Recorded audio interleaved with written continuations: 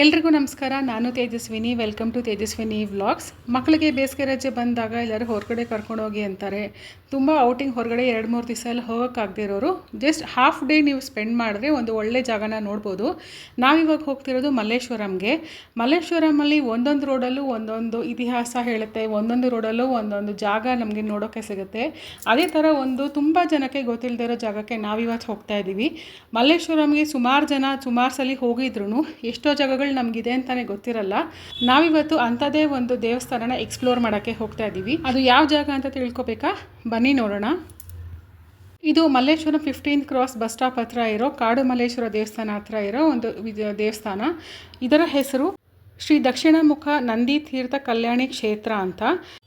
ಇಲ್ಲಿರೋ ನಂದಿ ವಿಶೇಷ ಕಲ್ಲಿನಿಂದ ಕೆತ್ತಲ್ಪಟ್ಟಿದೆ. ಇದು ದಕ್ಷಿಣ ದಿಕ್ಕಿಗೆ ಮುಖ ಮಾಡಿರುತ್ತೆ. ಸಾಮಾನ್ಯವಾಗಿ ನಾವು ಎಲ್ಲ ದೇವಸ್ಥಾನದಲ್ಲಿ ಏನು ನೋಡ್ತೀವಿ, ಎಲ್ಲ ನಂದಿ ಪೂರ್ವಕ್ಕೆ ಮುಖ ಮಾಡಿರುತ್ತೆ. ಈ ದೇವಸ್ಥಾನದಲ್ಲಿ ದಕ್ಷಿಣ ಮುಖಕ್ಕೆ ಮುಖ ಮಾಡಿರೋದ್ರಿಂದ ಇದನ್ನು ದಕ್ಷಿಣ ಮುಖ ನಂದಿ ಅಂತ ಕರೀತಾರೆ. ಇಲ್ಲಿ ನಮಗೆ ಒಳಗಡೆ ಹೋದ ತಕ್ಷಣ ಒಂದು ಪ್ರಶಾಂತವಾದ ವಾತಾವರಣ ಸಿಗುತ್ತೆ. ಇಲ್ಲಿ ನಾವು ದೇವಸ್ಥಾನದ ಒಳಗಡೆ ಬಂದಾಗ ನಂದಿ ಬಾಯಿಂದ ನಿರಂತರವಾಗಿ ನೀರು ಹರಿತಾ ಇರುತ್ತೆ. ಇದು ಪವಿತ್ರ ಜಲ ಅಂತ ಕರೀತಾರೆ. ಇದನ್ನು ತೀರ್ಥ ಅಂತ ಕೂಡ ಅಲ್ಲಿ ಪರಿಗಣಿಸ್ತಾರೆ. ನಂದಿ ಬಾಯಿಂದ ಬರೋ ತೀರ್ಥ ಶಿವಲಿಂಗದ ಮೇಲೆ ಬೀಳುತ್ತೆ. ಅದಾದಮೇಲೆ ಮಧ್ಯದಲ್ಲಿರೋ ಕಲ್ಯಾಣಿ ಎಂದ ಕರೀತಾರೆ. ಅದನ್ನು ಒಂದು ಮೆಟ್ಲುಗಳ ತೊಟ್ಟಿಗೆ ಹರಿಯುತ್ತೆ. ಇಲ್ಲಿ ದೇವಸ್ಥಾನಕ್ಕೆ ನೀವು ಬರಬೇಕು ಅಂತ ಏನಾದ್ರು ಅಂದ್ಕೊಂಡಿದ್ರೆ ಇದರ ಸಮಯ ಬಂದು ಬೆಳಗ್ಗೆ 7:30 ಮಧ್ಯಾಹ್ನ 12 ಗಂಟೆವರೆಗೂ ತೆಗೆದಿರ್ತಾರೆ. ಸಂಜೆ 5 ಗಂಟೆಯಿಂದ ರಾತ್ರಿ 8:30ವರೆಗೂ ತೆಗೆದಿರ್ತಾರೆ. ಇಂಥ ಒಂದು ಅದ್ಭುತವಾದ ದೇವಸ್ಥಾನ 400 ವರ್ಷಗಳ ಕಾಲ ಸಮಾಧಿನೇ ಆಗಿತ್ತಂತೆ.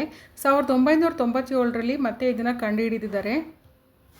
ಶಿವನ ದರ್ಶನ ಮಾಡಿಕೊಂಡು ಈ ಕಡೆ ಕೆಳಗಡೆ ನೋಡಿದ್ರೆ ಸುತ್ತ ಮೀನುಗಳು, ಆಮೆಗಳು ನಿಮಗೆ ಸಿಗುತ್ತೆ. ಆ ಆಮೆಗಳಂತೂ ಇಷ್ಟ ಹತ್ರದಿಂದ ನಾವು ಇನ್ನೆಲ್ಲೂ ನೋಡೋಕ್ಕೆ ಸಾಧ್ಯ ಇಲ್ಲ ಅನ್ಕೋತೀನಿ. ದೇವಸ್ಥಾನದ ಒಳಗಡೆ ಬರ್ತಿದ್ದಂಗೆ ಇದು ಎಡಗಡೆಗೆ ನಿಮಗೆ ಗಣಪತಿ ದೇವಸ್ಥಾನ ಸಿಗುತ್ತೆ. ಅದು ಪ್ರಸನ್ನ ಬಾಲ ಗಣಪತಿ ದೇವಸ್ಥಾನ. ಅಲ್ಲಿ ನಾವು ನಮಸ್ಕಾರ ಮಾಡಿ ಹಾಗೆ ಮುಂದೆ ಬಂದರೆ ಸುಬ್ರಹ್ಮಣ್ಯಂದು ಒಂದು ವಿಗ್ರಹ ಸಿಗುತ್ತೆ. ಅಲ್ಲಿ ನಮಸ್ಕಾರ ಮಾಡ್ಕೊಂಬಂದು ಹಾಗೆ ಮುಂದೆ ಬಂದರೆ ತುಂಬ ಹತ್ತಿರದಿಂದ ನಂದಿ ಬಾಯಿಂದ ನೀರು ಬರೋದನ್ನು ನಾವು ನೋಡ್ಬೋದು. ಹಾಗೆ ಮುಂದೆ ಬಂದು ಶಿವನಿಗೆ ನಮಸ್ಕಾರ ಮಾಡಿ ನೋಡಿ, ಅಲ್ಲಿ ಶಿವಲಿಂಗದಿಂದ ಬರೋ ನೀರನ್ನ ನೋಡಿ ಈ ಥರ ಕಲ್ಯಾಣಿಲಿ ನಾವು ನೋಡ್ಬೋದು. ಆಮೆಗಳಂತೂ ಎಷ್ಟು ನೋಡೋಕ್ಕೆ ಸಿಗುತ್ತೆ, ಮತ್ತು ಮೀನುಗಳು ತುಂಬ ಇದೆ. ಆ ಕಲ್ಯಾಣಿ ಮಧ್ಯೆ ಒಂದು ಬಾವಿ ಇದೆ ಅಂತಾರೆ. ಬಾವಿ ನೀರನ್ನು ಆಚೆ ಇನ್ನೊಂದು ಬಾವಿ ಇದೆ, ಅಲ್ಲಿಗೂ ಕೂಡ ಅವರು ಹರಿದು ಬಿಡ್ತಾರೆ. ನೋಡಿ ಇಲ್ಲಿ ಪುಟ್ ಆಮೆಗಳು ಎಷ್ಟು ಚೆನ್ನಾಗಿ ನಮಗೆ ಕಾಣಿಸುತ್ತೆ. ಎಷ್ಟು ಆನೆಗಳಿದೆ ಅಂದರೆ ದೇವಸ್ಥಾನದ ಕಟ್ಟೆ ಮೇಲೆ ಸುತ್ತ ಆಮೆಗಳು ಬಂದು ಕುತ್ಕೊಂಡಿರುತ್ತೆ. ಅದರ ಮಧ್ಯೆ ನಮಗೆ ಮೀನುಗಳು ಸಿಗುತ್ತೆ. ಚಿಕ್ಕ ಮಗಳಿಗಂತೂ ಇದು ನೋಡಿದ್ರೆ ಎಷ್ಟು ಖುಷಿ ಆಗುತ್ತೆ.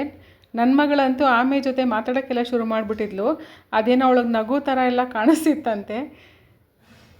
ದೊಡ್ಡವ್ರಿಗೆ ಶಿವನ ಭಕ್ತಿ ಹೆಚ್ಚಾದರೆ ಚಿಕ್ಕ ಮಕ್ಕಳಿಗೆ ಈ ಥರ ನೋಡ್ಕೊಂಡು ಕೂತ್ಕೊಂಡು ಆಮೆಗಳನ್ನ ಮೀನುಗಳನ್ನ ಈ ಥರ ನೋಡೋದೇ ಒಂದು ಖುಷಿ ಅಲ್ವಾ. ಈ ನಂದಿ ಶಿವಲಿಂಗದ ಎದುರುಗಡೆ ನಿಮಗೆ ನೋಡೋಕ್ಕೆ ಸಿಗುತ್ತೆ. ಇದ್ರ ಕಿವಿಲಿ ನಿಮಗೆ ಕೋರಿಕೆಗಳನ್ನ ಹೇಳ್ಕೊಂಡ್ರೆ ಇಷ್ಟಾರ್ಥಗಳು ನೆರವೇರುತ್ತೆ ಅಂತ. ಇದು ಎಲ್ಲ ದೇವಸ್ಥಾನದಲ್ಲೂ ಇದೆ ಅಲ್ವಾ. ಶಿವನಿಗೆ ಏನಾರು ನಾವು ಬೇಡಿಕೆ ಇಡಬೇಕು ಅಂದರೆ ಅದು ನಂದಿ ಕಿವಿಲಿ ಹೇಳಿದ್ರೆ ಬೇಗ ಫಲಿಸುತ್ತೆ ಅಂತ ಎಲ್ರಿಗೂ ನಂಬಿಕೆ ಇದೆ. ಆಮೆಗಳಂತೂ ಎಷ್ಟು ಇತ್ತು ಅಂದರೆ ಒಂದೊಂದು ರೀತಿ ನಮಗೆ ಖುಷಿಯನ್ನು ಕೊಡ್ತಾಯಿತ್ತು ನೋಡೋಕ್ಕೆ. ಯಾಕೆಂದರೆ ಇನ್ಯಾವ ದೇವಸ್ಥಾನದಲ್ಲೂ ಇಷ್ಟು ಹತ್ತಿರದಿಂದ ನಿಮಗೆ ಆಮೆ ನೋಡೋಕ್ಕೆ ಸಿಗಲ್ಲ. ನೋಡಿ, ನಂದಿ ಬಾಯಿಂದ ತೀರ್ಥ ಬರ್ತಿರೋದು ಇನ್ನೊಂದ್ಸಲಿ ತೋರಿಸ್ತಿದ್ದೀನಿ. ದೇವಸ್ಥಾನ ಆವರಣ ಅಂತೂ ತುಂಬ ಪ್ರಶಾಂತವಾಗಿದೆ, ನೋಡೋದಕ್ಕೂ ತುಂಬ ಸುಂದರವಾಗಿದೆ. ಹಳೇ ಕಾಲದ ದೇವಸ್ಥಾನ, ಆದರೆ ಚೆನ್ನಾಗಿ ಎಲ್ಲ ಕಡೆ ಸ್ವಚ್ಛತೆಯನ್ನು ಕಾಪಾಡ್ಕೊಂಡಿದ್ದಾರೆ. ನಮಗಂತೂ ಈ ದೇವಸ್ಥಾನಕ್ಕೆ ಬಂದು ತುಂಬ ಖುಷಿ ಆಯಿತು. ಸಿಟಿ ಮಧ್ಯ ಗಲಾಟೆಗಳಲ್ಲಿ ಇಂಥ ಒಂದು ಪ್ರಶಾಂತವಾದ ದೇವಸ್ಥಾನ ನೋಡಿ ತುಂಬ ಖುಷಿ ಆಯಿತು. ದೇವಸ್ಥಾನದಿಂದ ಹೊರಗೆ ಬಂದಮೇಲೆ ಈ ಥರ ನಿಮಗೆ ಒಂದು ತೋಟದ ಥರ ಸಿಗುತ್ತೆ. ಇಲ್ಲಿ ಕೂತ್ಕೊಂಡು ನೀವು ಧ್ಯಾನ ಕೂಡ ಮಾಡ್ಬೋದು ಅಥವಾ ಮಕ್ಕಳ ಜೊತೆ ಇಲ್ಲಿ ಓಡಾಡ್ಬೋದು. ಇದಾಗಿತ್ತು ಇವತ್ತು ನನ್ನ ವಿಡಿಯೋ. ನಿಮಗೆ ಇಷ್ಟ ಆಗಿದರೆ ಲೈಕ್ ಮಾಡಿ, ಶೇರ್ ಮಾಡಿ. ಇನ್ನಷ್ಟು ಇದೇ ಥರ ಜಾಗಗಳಿಗೋಸ್ಕರ ಸಬ್ಸ್ಕ್ರೈಬ್ ಮಾಡಿ. ಧನ್ಯವಾದಗಳು.